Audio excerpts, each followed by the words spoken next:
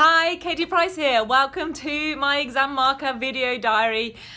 Now, today I just want to say something super simple, going back to basics.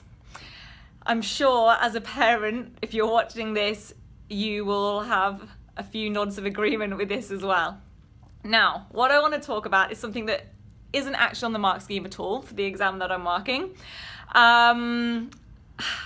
It's the basics of handwriting, spelling, laying your work out neatly. Now, I know this might sound obvious, and if you have a teen who has beautiful handwriting, is a stickler for making everything line up, writing everything out beautifully, then yes, you can turn off now, although this won't be a very long video, I can assure you. But if you don't have a teenager like that, if their handwriting can be quite untidy, if their layout can be all over the place, if they don't take a huge amount of pride in terms of the presentation of their work and what it looks like, then they need to have a look at this video, because as a marker, let me tell you, we are not robots. Now, for some exams, they are marked electronically, okay? Multiple choice tests, for example, are marked electronically. Anything else at the moment in time, until robots really can take over the world, is getting marked by a human being. Now, we do our utmost to read untidy handwriting, and let me tell you, I feel pretty proud of my handwriting skills these days. I have read many a scrawl, many a spider that is written across a page and been able to figure it out. But when markers get paid, they either get paid by the hour or they get paid by the paper. I've done marking where both things have applied. But either way, that means you're under time pressure. The people that manage us will actually come and tell us to hurry up if we're not marking fast enough. That means that in some cases also there are strict time limits in terms of how much time you're allowed to spend on a paper.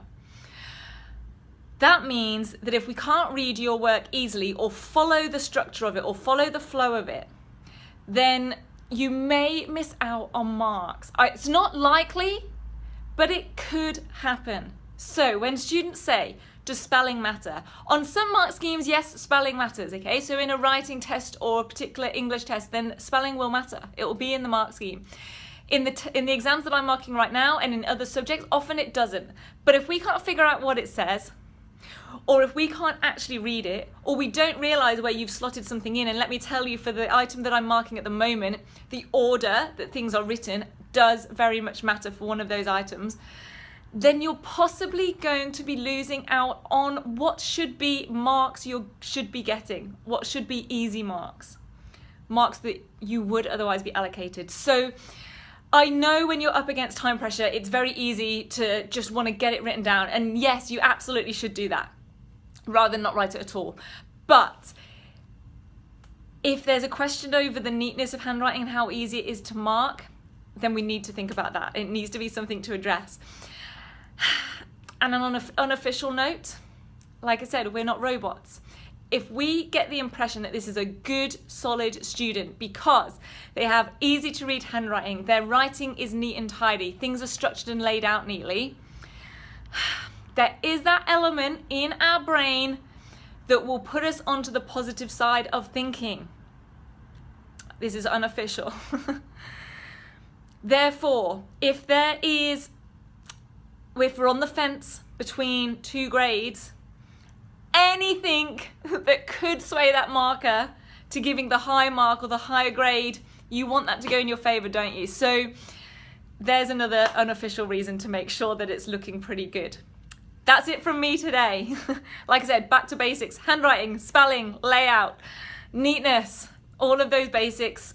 Unfortunately, even if they don't officially count, there's some element, I have to say, that for me, it counts in some way, shape or form in terms of making sure that you get every grade possible and that your teen can get every mark they possibly can. I'm Katie Price, grade transformation expert. You can email me at katie.price@rocksolidstudy.com.au. I may well get a few emails about that post, I think. We'll see. And if you want to see any more of my videos, they're at gradetransformation.com.au/blog. Next week, I do plan to put together a bit of a summary of all of these videos. This is most likely going to be my last one. It's day 5, it's the last day of exam marking. I've shared with you quite a few tips and hints.